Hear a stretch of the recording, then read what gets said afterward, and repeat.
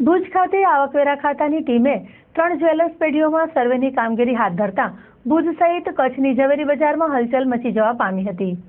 મંગળવારે મોડી સાંજે ગાંધીધામ આવકવેરા ખાતાની ટીમે અચાનક ભુજ આવીને 3 જ્વેલર્સને ત્યાં તપાસ હાથ ધરી હતી, જેના પગલે ભુજની સોના ચાંદી બજારમાં સોપો પડી ગયો હતો।